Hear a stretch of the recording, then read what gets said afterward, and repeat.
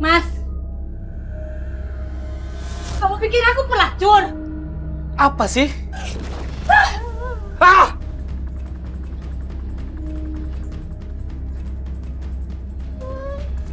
Diam! Ganggu sama.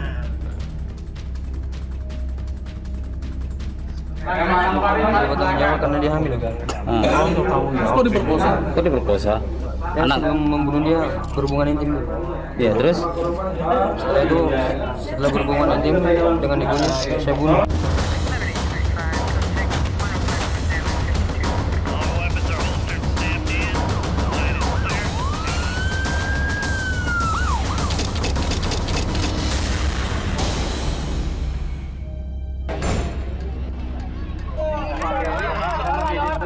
Berisik ih.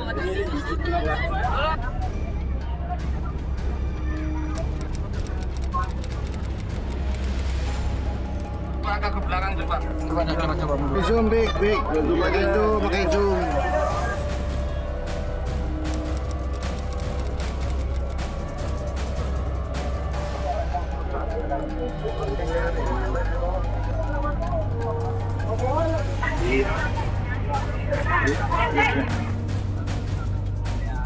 Jam 2.30. 14 dia. Pertama kali siapa yang nemuin? Pertama kali siapa yang lihat? Pertama sama nggak ada yang tahu, cuman yang buka pertama Pak Eri sama Pak Dede Sulaiman. Lagi ngapain tuh mereka? Jadi mereka sedang lewat karena banyak yang ngerubungin, akhirnya mereka buka gitu. Karena sifatnya penasaran takut bangkai apa sampah gitu. Ternyata apa, Pak? Ternyata setelah dibuka mayat. Posisi mayat gimana? Posisi mayat dilipat Pak. Dilipat ya? Dilipat terus dibungkus sama spray. Mukanya ketutupan sama rambut.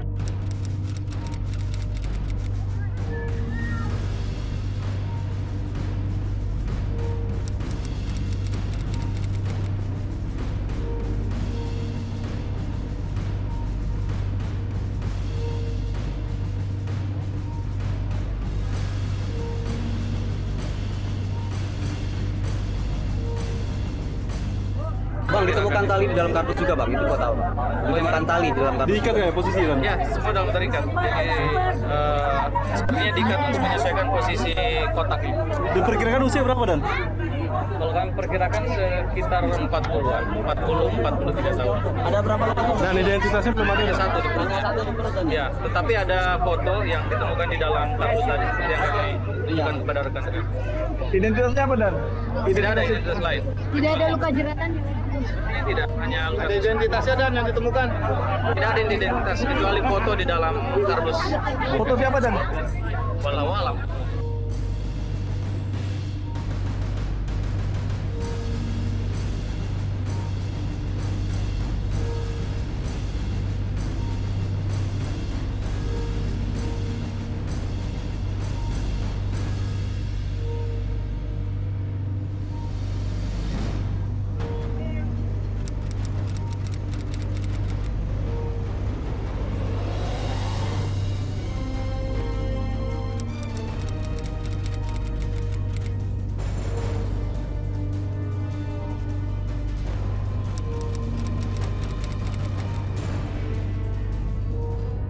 Jadi kurang lebih pukul 17.30 kita menerima laporan dari masyarakat bahwa ada ditemukan sebuah koper di pinggir jalan ya di TKP di Jalan Cacing itu yang mengeluarkan bau menyengat. Dilaporkan ke Polsek Cakung segera merespon dan mendatangi TKP. Terus sampai di sana ternyata betul bau menyengat. Lalu di sana dilakukan olah TKP sambil kita mencari saksi, mencari barang-barang apa yang kita dapat di sana. Nah, untuk menghindari kemacetan yang lebih besar lagi di sana karena masyarakat juga ramai tadi, maka koper dibawa ke Polsek. Sampai di sini kita datangkan tim identifikasi dari Polres Jakarta Timur. Kita buka, ternyata isinya sosok mayat dengan ciri-ciri perempuan umur kurang lebih 5 atau 6 tahun.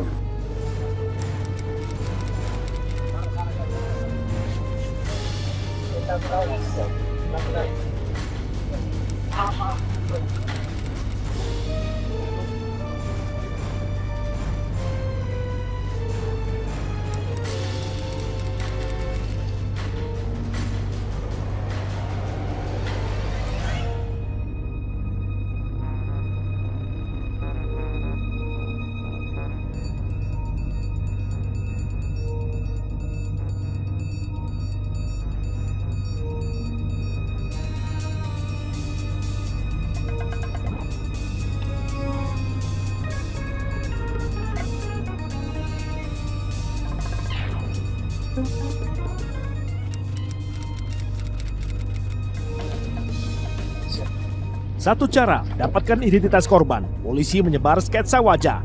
Polisi libatkan partisipasi masyarakat dengan membuka saluran nomor pengaduan. Permisi, ya. Mengganggu waktunya sebentar. Siap. Coba, Pak. Ini Mas, barangkali Mas mengenali Iya, Pak. foto yang ada di sini. Coba Bisa dilihat dulu. Silakan.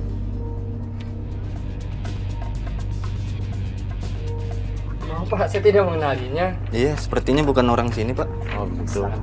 Iya. Jadi begini Mas, barangkali nanti kalau pernah melihat atau ketemu atau ada teman-teman Mas yang pernah melihat, Iya, Pak. Mas bisa hubungi kita atau Siap. hubungi ke nomor yang tertera di sini. Nomor ini ya? Ya, betul. Siap, Pak.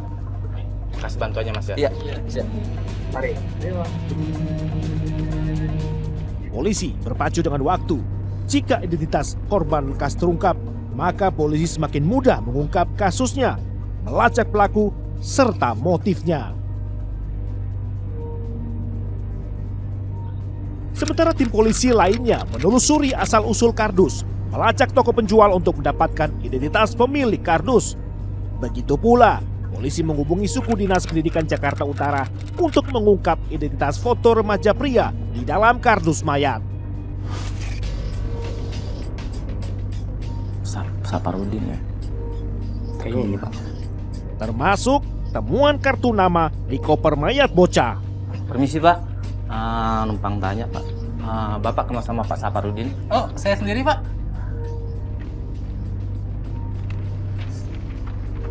Apakah Bapak mengenali sketsa wajah ini?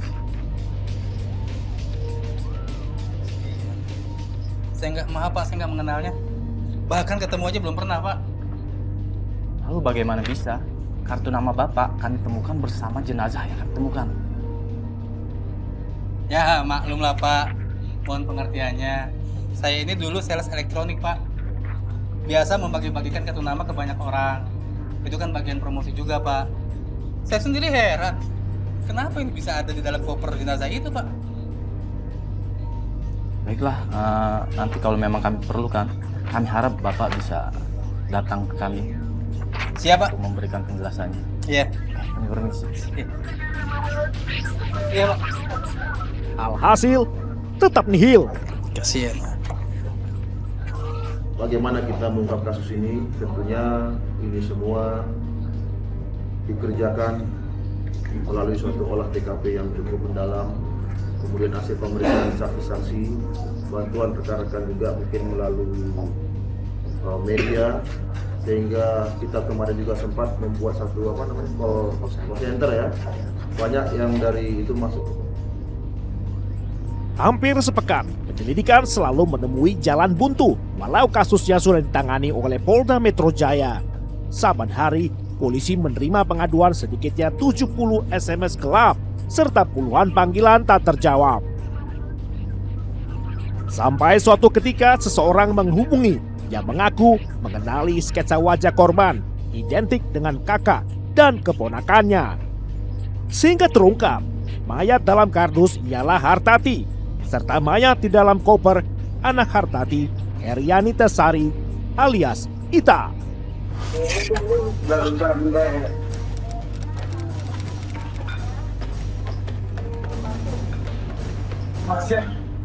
Wah, 22 Oktober 2011, misteri terjawab. Pelaku keji ternyata pacar Hartati dan temannya, Rahmat Awafi alias Drego, dibantu oleh Chris Bayudi alias Chris.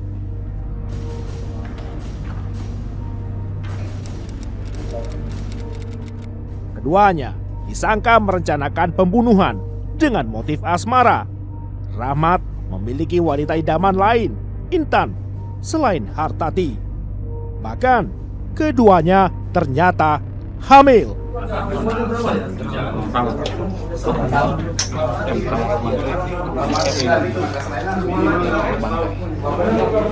Korbannya yang ibunya umurnya lebih kurang 35 tahun. Tancap. Yang mana itu temukan dia? Bang, taruh lu. TKP ini nggak TKP? Di rumahnya dia. Hah? Itu bohong ya. Kenapa bunuh dia? dapat tanggung jawab. Tanggung gimana? Dapat tanggung jawab karena dia hamil. Kok diperkosa? Kok diperkosa? Saya sebelum membunuh dia berhubungan intim. Iya, terus? Setelah itu setelah berhubungan intim dengan ibunya saya bunuh. Terus? Anaknya diajak keluar sama si Ika. Setelah anaknya masuk, Bunuh lagi? melihat si ibunya udah bersimpah darah, dia yang buka pertama, kemudian saya yang Perkosa juga? Iya. Perkosa juga malu? Iya. Kenapa diperkosa? Setelah mati tuh? Masih hidup. Setelah mati? Masih hidup. Kenapa kau perkosa juga anaknya? Kayak gitu. Hah? Lu lagi mabuk waktu itu, mabuk ya? Iya, lagi mabuk ya? Hah? Enggak. Gak mabuk? Sadar berarti lu. Kenapa dibunuh? Kenapa? Kok lu bakar sih? Umur 6 tahun. Kenapa stres kan?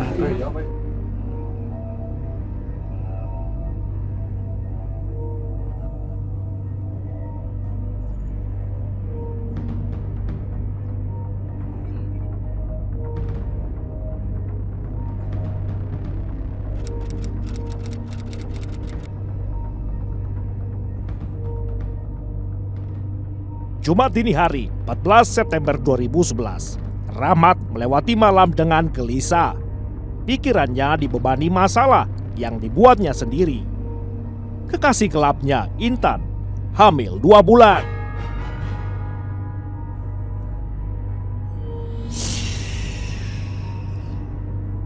Rahmat benar-benar terjepit.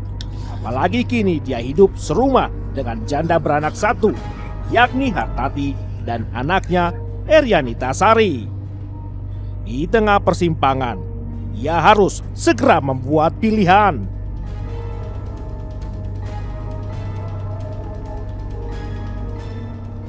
Kalau aku harus memilih, aku memilih Intan.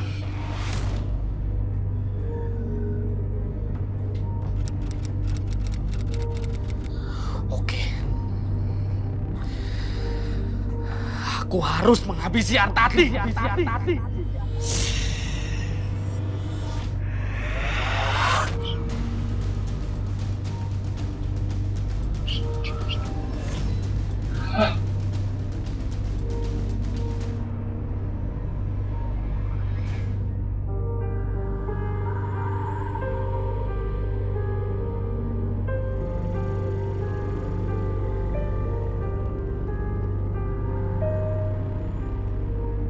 Untuk menikahi Intan, wanita pujaannya, Rahmat memulai persiapan.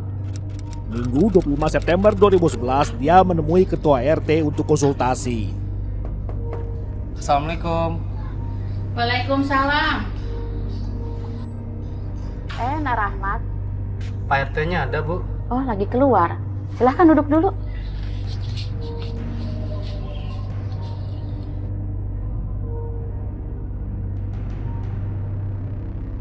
Ada keperluan apa? Jadi begini, Bu RT. Maksud kedatangan saya ke sini, saya ingin konsultasi sama Pak RT, Bu.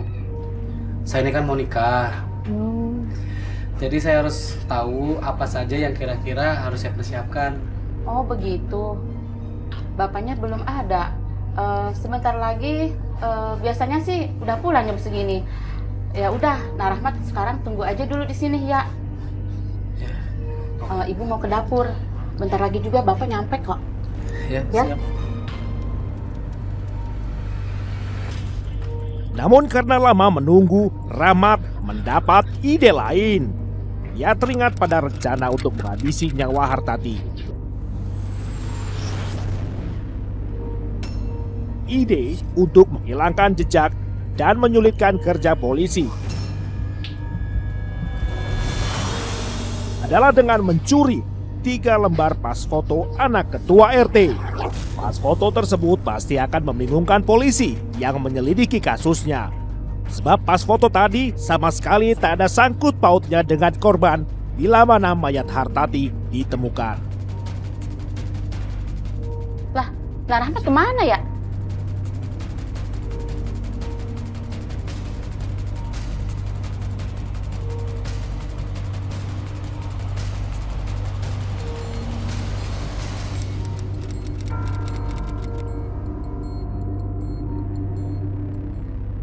Langkah Rahmat penuh kalkulasi. Supaya rencananya mulus, Rahmat harus bolos kerja. Dia berhitung butuh surat izin dokter untuk 2 hari.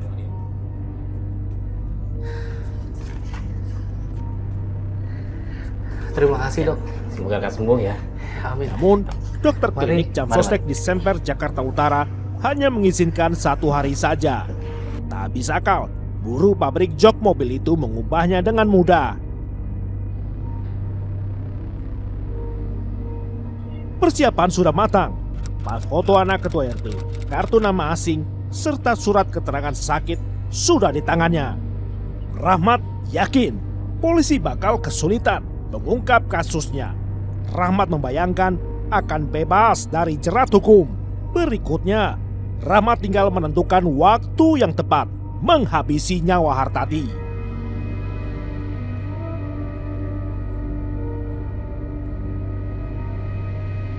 Sekitar pukul 18.30 petang harinya, Rahmat bertemu dengan sahabatnya Kris Bayudi di Balai Rakyat Tugu Selatan, Koja.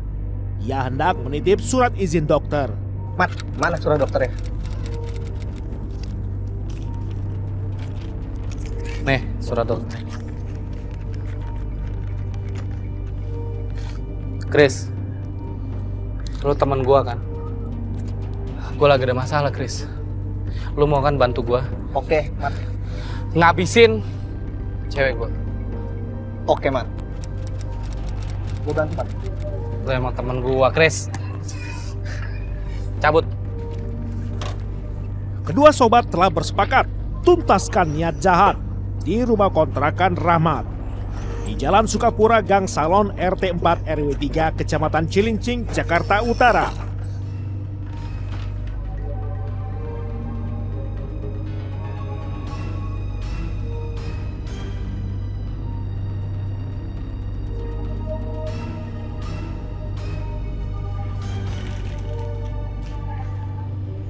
Papa, kamu main di luar dulu ya sayang. Demi merengkuh Intan, nyawa Hartati mesti berakhir pada malam Jumat 13 Oktober 2011. Tetapi sebelumnya, Rahmat menyetubuhinya. Kamu dari mana sih, Mas? Keluarlah cari uang untuk kamu. Hari gini baru pulang, aku kan kangen sama kamu, Mas. Ya kan aku mau beliin kamu semuanya. Yang benar. Ah.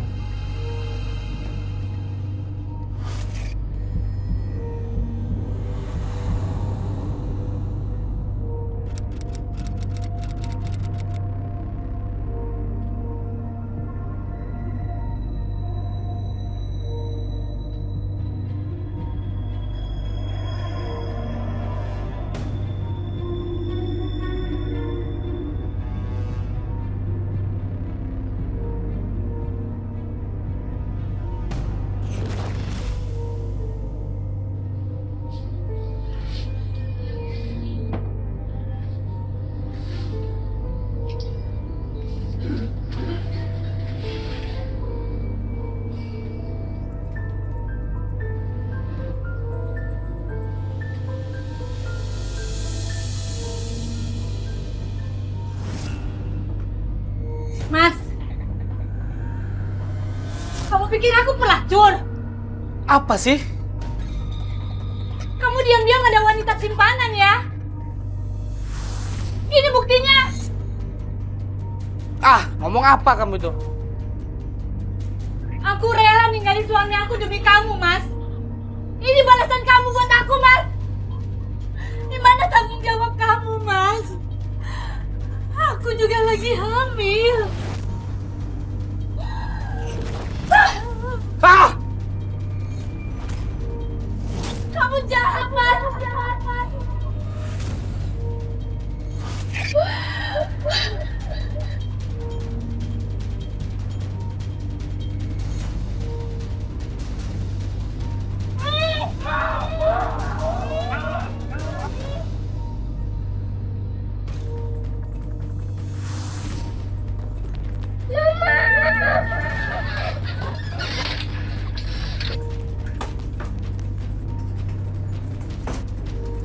Diam! Ganggu Rahmat. Lu cek di luar. Siap, Rahmat. Amanin. Siap.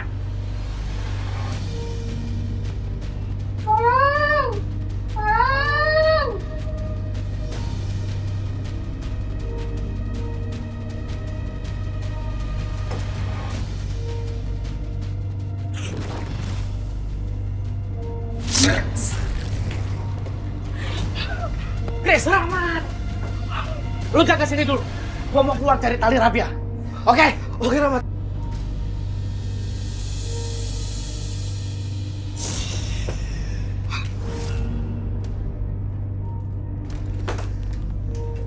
Gimana, Mat? Habis.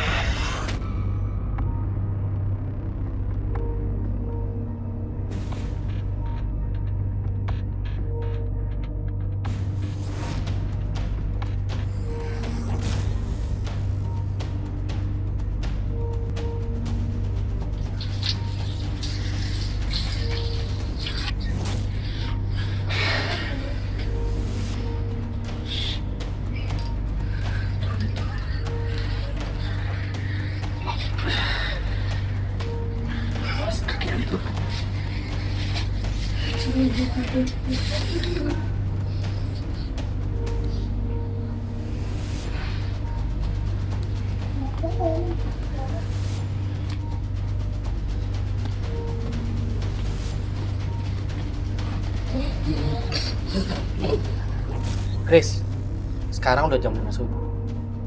Lo pulang aja. Sisanya biar gue yang ngurus sendiri.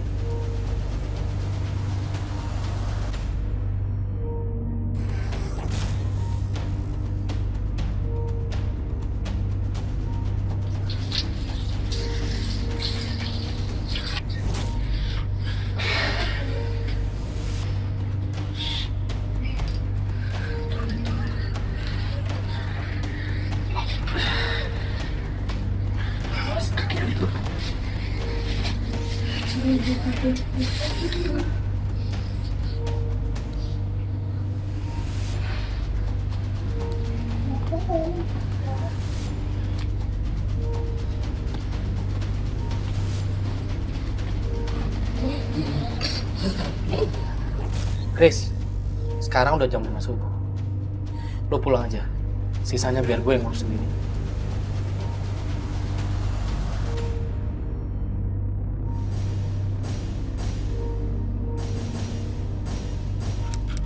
Upaya penyelidik polisi membongkar tragedi menemui jalan berliku. Selama pemeriksaan, Rahmat jelas bermain strategi. Seperti menyatut nama seorang pria yang dipanggil Ambon, yang belakangan ternyata hanya rekaan Rahmat.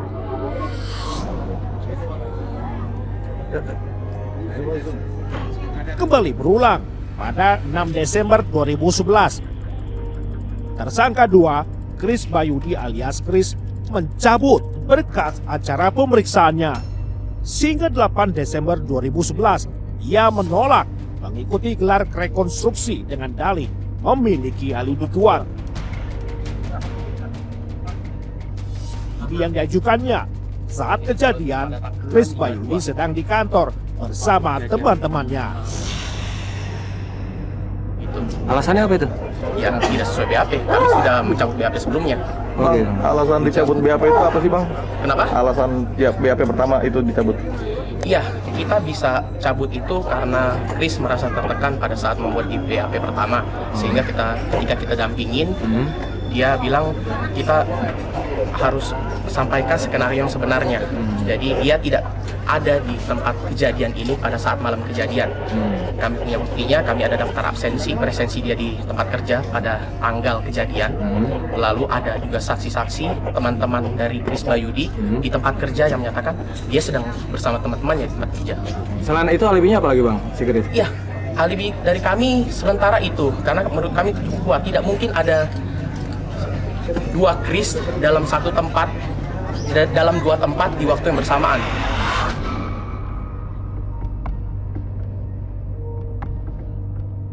Perkara tetap berlanjut ke Pengadilan Negeri Jakarta Timur. Tim jaksa penuntut umum menyatakan kedua terdakwa terbukti telah melakukan pembunuhan berencana secara bersama-sama.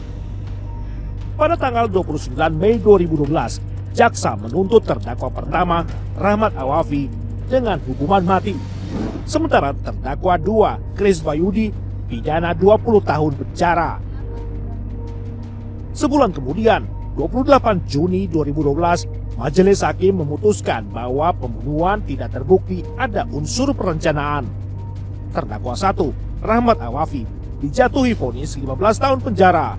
Sementara terdakwa 2, Kris Bayudi, bebas murni karena memiliki alibi kuat. Jaksa naik banding.